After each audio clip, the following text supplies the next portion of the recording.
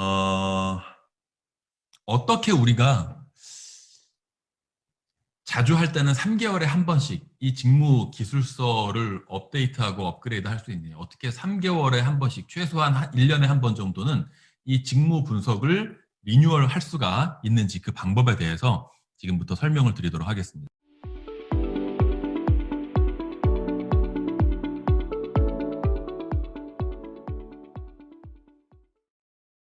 처음에는요, 우리 인사 담당자나 컨설턴트가 SM이들하고 함께 만나서 지금까지 설명드린 대로 그렇게 직무 분석을 실시를 한단 말이에요. 그런데 처음 만들 때는 우리가 만들어서 주지만 그 다음에 업데이트, 업그레이드 시킬 때는 인사 담당자나 컨설턴트가 아니라 관리자가 그 역할을 해줘야 돼요.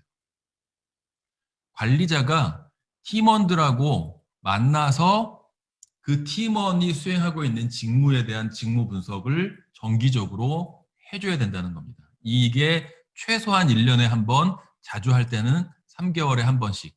실제 이렇게 하고 있는 회사들이 있으니까. 자, 일단 첫 번째, 왜 인사 담당자의 책임을 관리자한테 떠넘기느냐. 이런 반발이 있을 수 있죠. 왜 인사 담당자가 해야 될 일을 우리 관리자한테 떠넘기느냐. 자, 그런데 자, 질문을 드려보겠습니다. 관리자는 팀원들이 하고 있는 업무를 잘 이해해야 할까요? 아니면 몰라도 상관없을까요?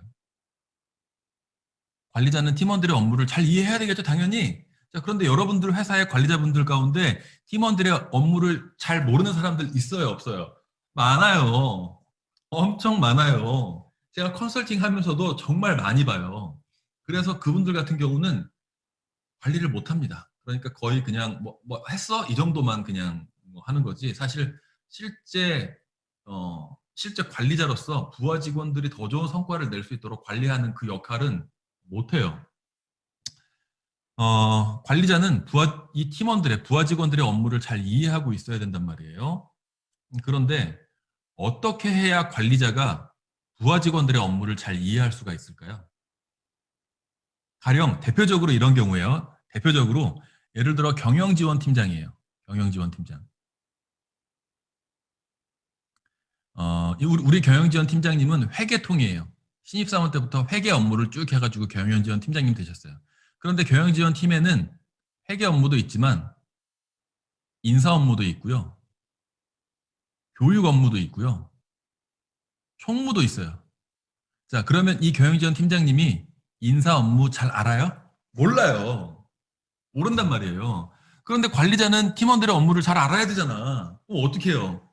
인사 관리 공부해야 돼요? 관리자가? 대학교 가가지고, 대학원 가가지고 인사관리 전공해야 돼요? 아니죠. 그렇게 할 수 없죠. 그런데, 그럼에도 불구하고 관리자는 팀원들의 업무를 잘 알아야 된단 말이에요. 어떻게 아느냐? 정기적으로 팀원들에 대한 직무 분석을 하면서, 아, 이 친구가 이런 성과를 내는 게 중요하구나. 이 인사 담당자가 이러한 성과를 내려면 이러한 CSF를 잘 확보를 해야 되고, 이러한 행동들을 잘하는 게 중요하구나. 라고 하는 것을 통해서 부하 직원들의 업무를 어느 정도 이해할 수가 있게 돼요. 관리자는 부하 직원들의 성과를 더 잘 관리하고 관리자로서의 역할을 잘하기 위해서 팀원들의 업무를 알아야 된단 말이에요. 그런 차원에서라도 관리자가 정기적으로 팀원들과 직무 분석을 하는 과정은 굉장히 중요하다. 첫 번째. 자, 두 번째. 인사 담당자가 만들어준 직무 기술서를 가지고 관리자가 부하 직원들을 관리했을 때 본인이 직접 분석한 직무 기술을 가지고 부하 직원들을 관리했을 때 어떤 걸 가지고 관리했을 때 부하 직원 관리가 더 잘 돼요? 내가 만든 거, 남이 만든 거. 내가 만든 거. 그렇죠? 그러니까 직무 분석을 하는 그 과정에서 아, 이 친구가 이런 CSF를 확보하려면 이런 행동들을 잘하는 게 중요하구나. 내가 그럼 업무할 때 이 친구가 이런 행동들을 더 잘하게끔 만들어주기 위해서 이런 것들을 서포트해줘야 되겠구나. 다른 부서의 협조를 얻어줘야 되겠구나. 이런 것들을 본인이 직접 분석했기 때문에 잘 알게 되잖아요. 흐름을, 맥락을 다 알게 되잖아요. 그러니까 그 맥락을 다 이해한 상태에서 직무 기술을 가지고 팀원들을 관리하니까 남이 만들어준 직무 기술서를 가지고 관리하는 것보다 월등히 더 잘 관리를 할 수가 있게 되는 거죠. 자, 그래서 정기적으로 관리자가 팀원들하고 직무 분석을 해야 되는 이유가 있어요. 자, 세 번째, 이게 제일 중요해요. 이게 인사 담당자가 1년에 한 번 혹은 3개월에 한 번 회사의 직무 분석을 실시하려면 40개에서 50개 되는 직무를 분석해야 돼요. 이거 1년에 한 번 못합니다. 그런데 각 팀장들이 자기 팀에 있는 직무만 분석을 하면 많아야 3, 4개예요.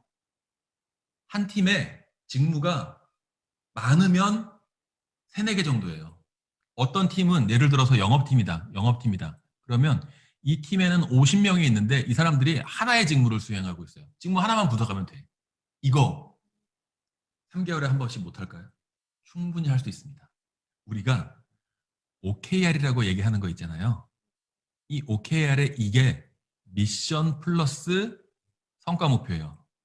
OKR. 그리고 KR이 CSF에 대한 수치적인 목표치입니다.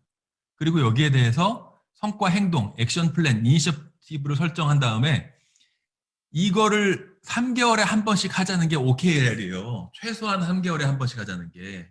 그래서 그 OKR을 하는 회사들이 있잖아요. 그거하고 똑같아요. 그래서 충분히 관리자들이 보통 관리자분들 같은 경우는 한 2개에서 3개 정도 직무만 분석을 하면 돼요. 그러니까 분기별로 한 번씩도 충분히 할 수 있습니다. 1년에 한 번을 못 한다는 건 말이 안 되고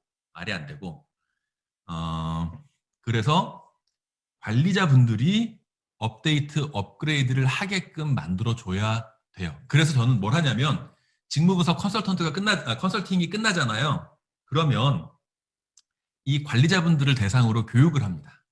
무엇을 교육하느냐? 잠깐만요. 자, 여러분들이 더 집중할 수 있도록 제가 포즈를 취함과 동시에 요거 좀 지우고 자, 직무분석 컨설팅이 끝난다. 그러면 제가 관리자분들을 대상으로 교육을 해요. 뭘 교육하냐면 효과적인 팀 성과 관리 방법에 대해서 교육을 해요. 그래서 팀장님들이 우리 팀원들을 관리할 때 팀원들의 성과 목표가 무엇인지를 정확하게 설정하는 것이 굉장히 중요합니다. 그리고 팀원들이 그러한 성과 목표를 달성하려면 팀원들이 어떤 CSF를 확보해야 되는지를 찾아야 돼요. 그래서 그 CSF를 확보할 수 있도록 관리자가 잘 도와주는 게 중요합니다. 그리고 여러분들의 팀원들이 어떤 행동을 잘해야 그 CSF를 확보할 수 있는지 그 성과 행동을 찾는 게 중요하거든요. 그래서 평상시에 우리 팀원이 그러한 성과 행동을 잘하는지 못하는지 그런 것들을 모니터링하는 게 굉장히 중요한 성과 관리 방법 중에 하나예요. 이런 것들을 설명을 해줘요. 그러니까 요는 뭐냐면 직무 분석 컨설팅이 끝났을 때 관리자들한테 자, 제가 지금부터 직무 분석에 대해서 교육을 시켜드릴 테니까 앞으로 직무 분석 당신들이 하세요. 이러면 안 하죠. 이러면 안 해요. 그게 아니라 효과적으로 팀 성과를 관리하는 방법에 대해서 알려드릴게요. 그러면 그건 자기들의 일이거든요. 그리고 배우고 싶어 하거든요. 그리고 실제로 배우면 팀원들을 관리하는 데 도움이 되거든요. 그러면 하죠. 그러니까 직무분석 끝나고 이제 처음에 저도 직무분석 컨설팅 할 때는 관리자들이라던가 이런 사람들 모아놓고 자, 직무분석 프로젝트가 끝났습니다. 자, 그래서 앞으로는 업데이트 업그레이드를 우리 관리자분들이 이러면 막 저항이 엄청 심한데 그게 아니라 그냥 그러니까 직무분석 컨설팅하고 무관하게 어차피 그 관리자분들은 리더십 교육을 받아야 되는데 팀 성과 관리 리더십이라고 하는 주제로 교육을 하는 거예요. 팀 성과 관리를 어떻게 하면 좋을지. 그러면 자연스럽게 받아들이죠.